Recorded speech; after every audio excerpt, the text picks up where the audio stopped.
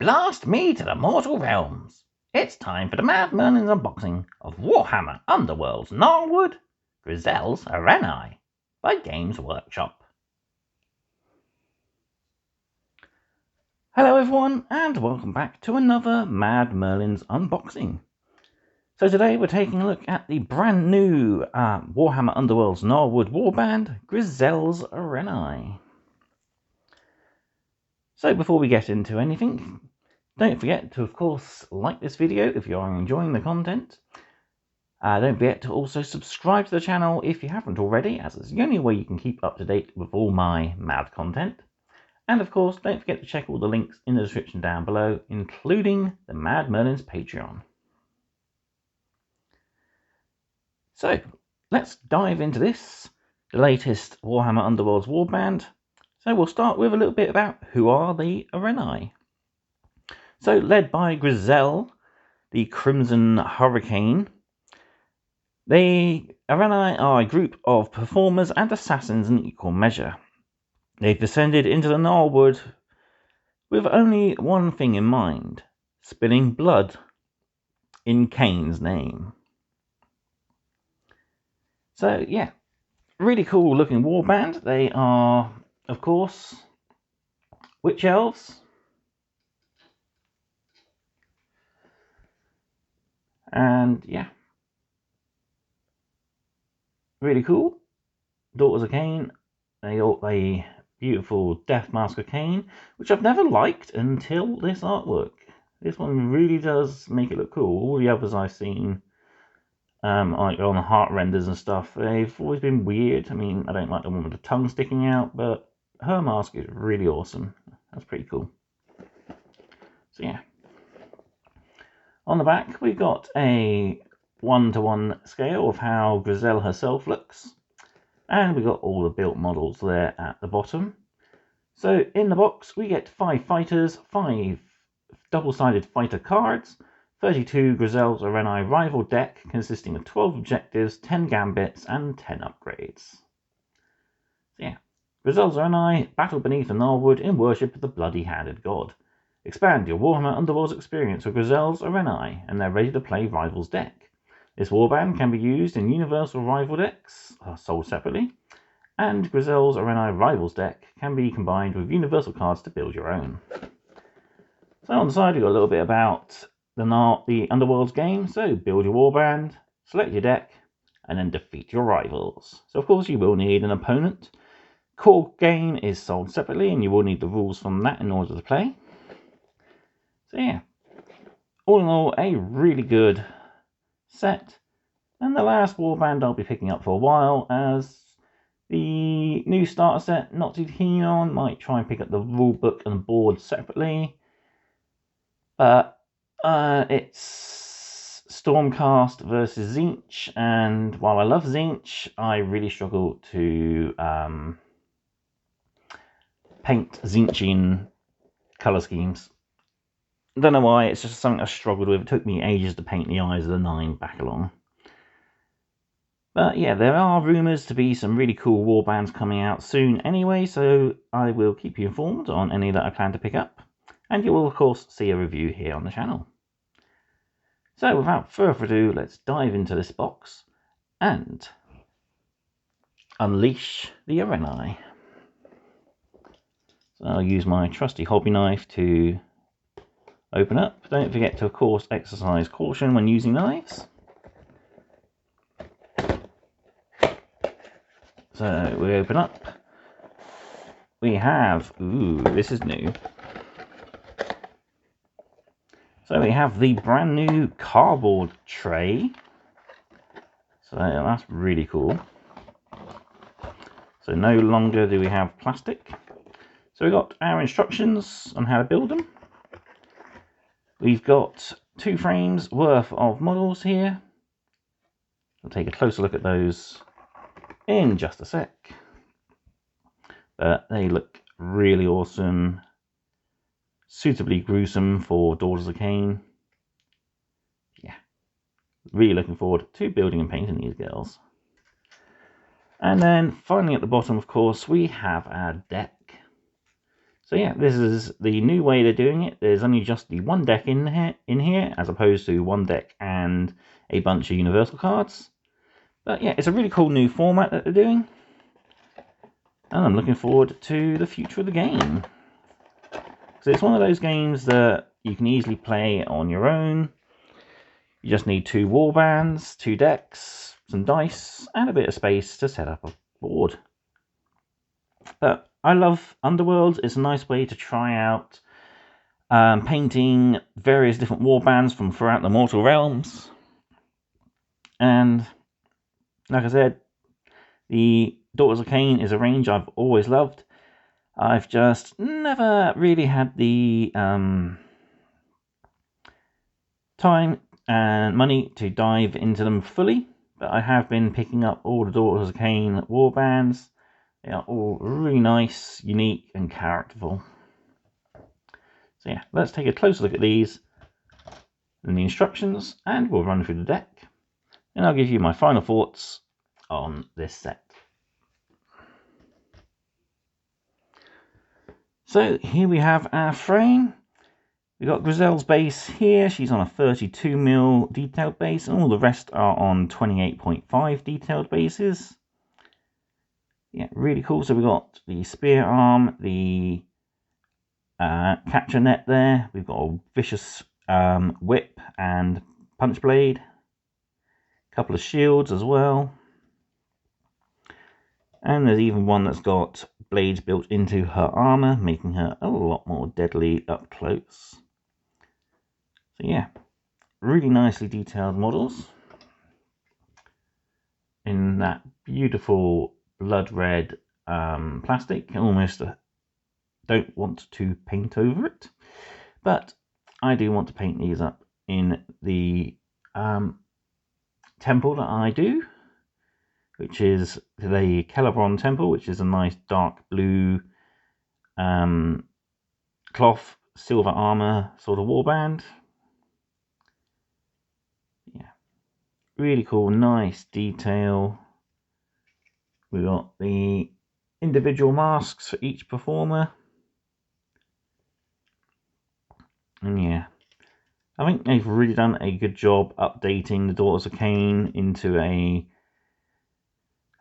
pretty decent looking range.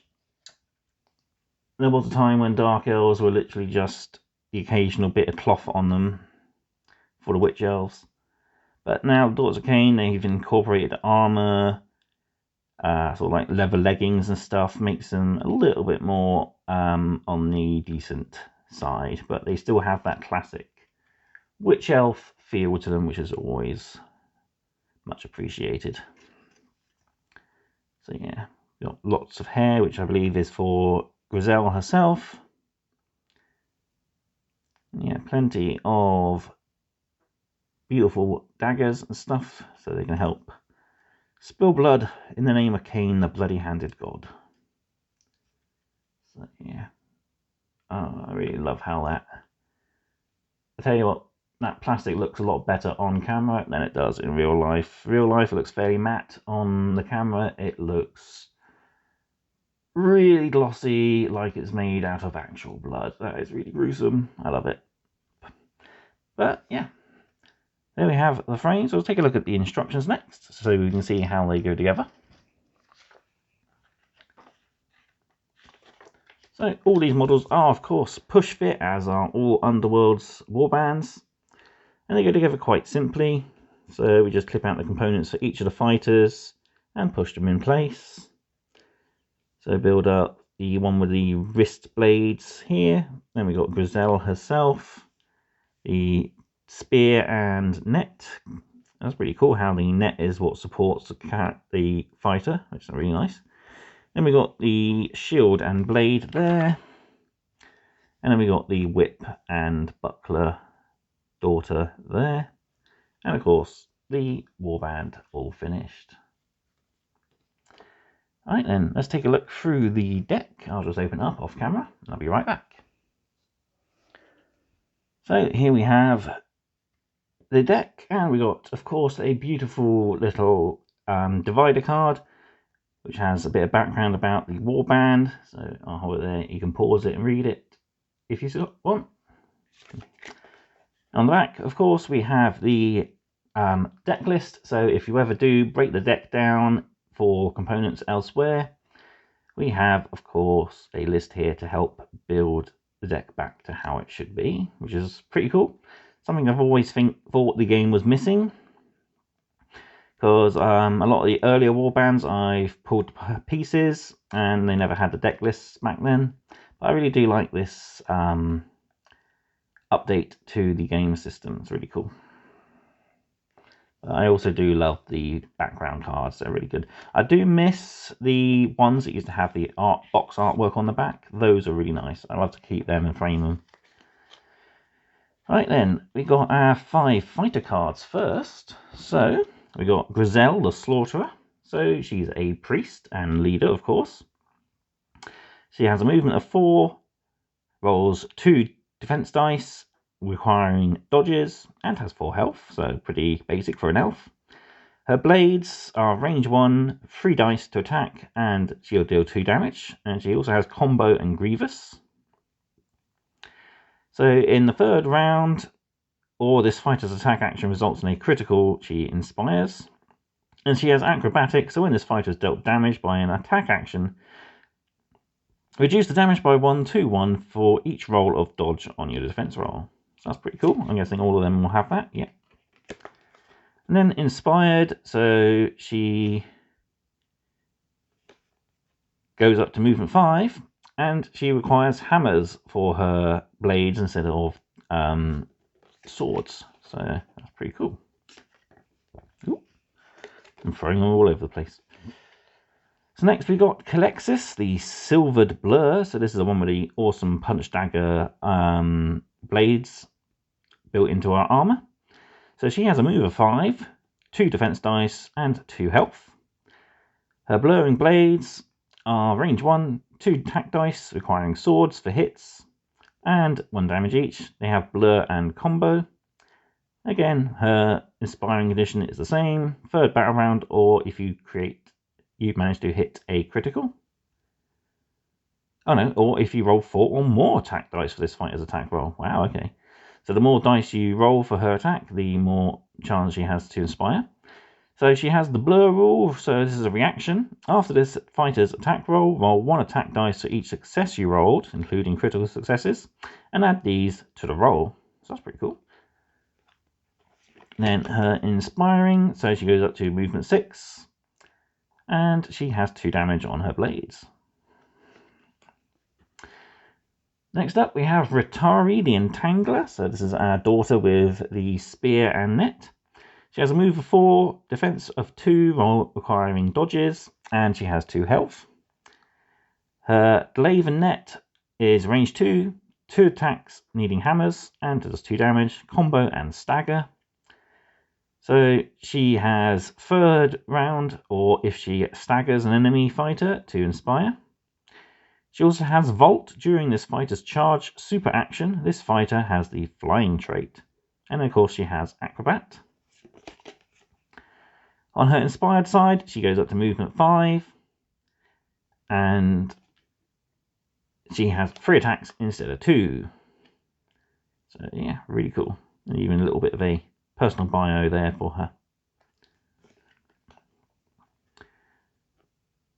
Next up then, we have Friala the Lash. So this is our whip and buckler.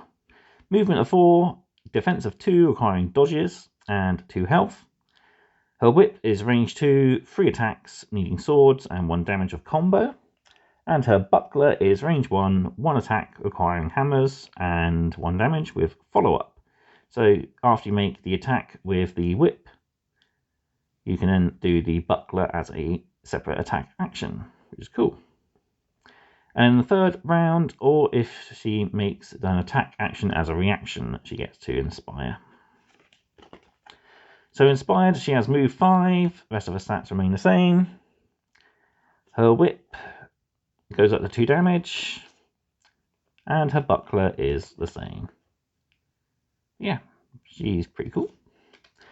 Finally, we have Traxia the Aegis. So she's got a sword and shield, very bog standard. Movement of 4, defense of 1 requiring shields, so not the most defensive of the group. I suppose the shield weighs her down a little. 2 health, as most of the other members.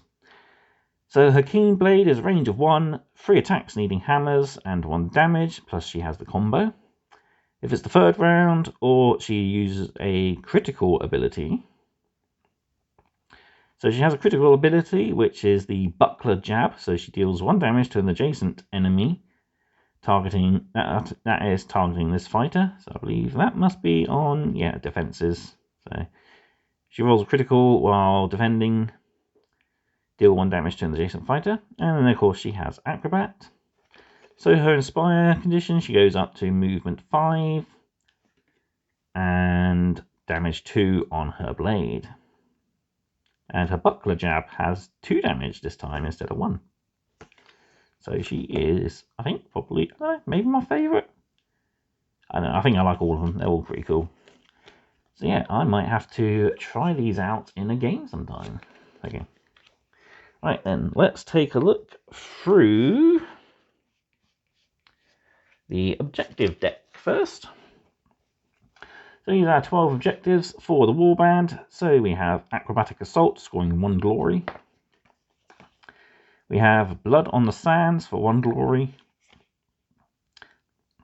Bloody Show for 1 glory. Exalt in Violence for 1 glory. Faultless Display for 1 glory.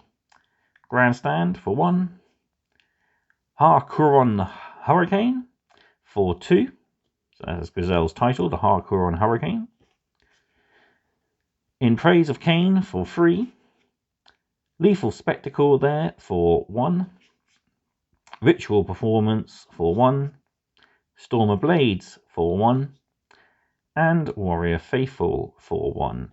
So a lot of 1 victory, 1 glory cards, but I'm guessing this warband is going to be pretty brutal, and they'll probably score a lot of these fairly quickly. There's a lot of surge, dual ones.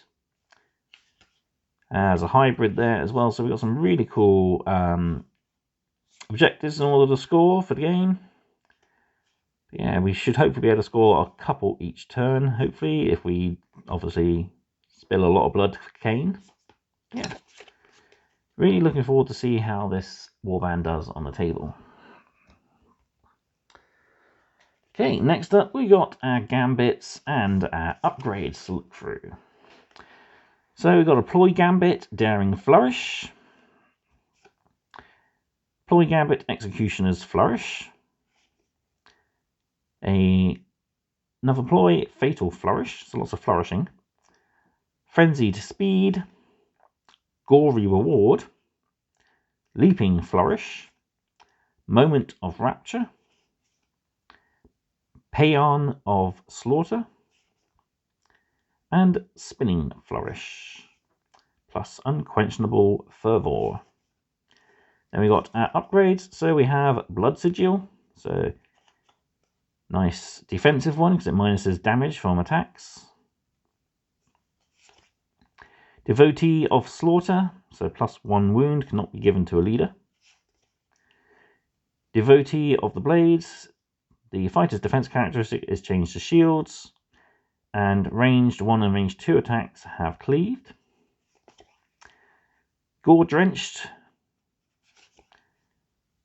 Croup Lash. So it changes her lash whip into this. Lacerating Blow, giving an additional attack action. Mistress of the Blade Storm. Your warband's persisting flourish gambits are not discarded at the end of the phase. Ooh. Nice. Paragon of the Arena. It's a nice reaction upgrade. Piercing Strike. And finally, the Star Performer. So while this fighter is inspired, rolls of swords and hammers are successes in this fighter's attack rolls. That's a pretty nice one then. So that means you're very unlikely to fail, which is cool. Okay, right. That's everything. So let's bring it all in and I'll give you my final thoughts on this set. So there we have it. That is the unboxing review of the Underworlds Gryselle's Arenai warband for Warhammer Underworlds Gnarlwood. So I believe this is the last one of the Gnarlwood expansions. I don't think there's any more, because I believe we're going straight into a new season after this. Like I said at the beginning of the video, I'm probably not going to pick up the starter set, as a couple of warbands I'm not too interested in. What I do quite like, actually, that it's all wizards on the Stormcast side, but not really too keen on the Tzeentch side. If I can find someone local who wants to split the box, I might do that. But otherwise, I'm probably going to just wait and see what other warbands are coming out in the near future and pick them up as and when I want them. So, price-wise for this set, it is as priced as all warbands are, £26. That's RRP. I picked mine up at my local, which is British Troll Hobbies. I paid £23.50 for it. So, yeah, nice little bit of a discount there.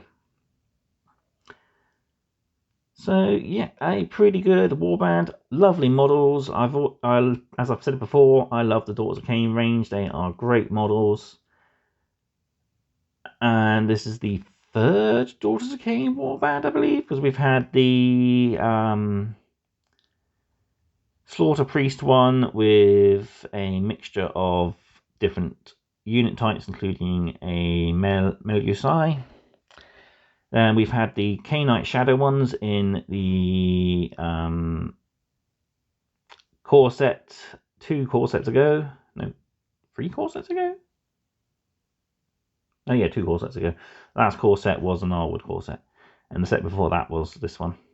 And then we've got this one. So yeah, really cool. I'm not going to say no to a new Daughters of Cain warband. This one's nice. It's not going to be magic focused like the previous one. And it's, again, going to be a nice up close and personal warband. You're going to be wanting to get into fights all the time with these girls. And yeah, some nice actions, gambits, and objectives in order to score as well. So looking forward to trying these out. I might even have to do a Daughters of Cain face-off at some point. But these will have to go into my cupboard. I still have a few more warbands that really need to be painted first before I get around to doing these. But all in all, I think I've rambled on long enough. So yeah, definitely a solid warband. 5 out of 5 for me.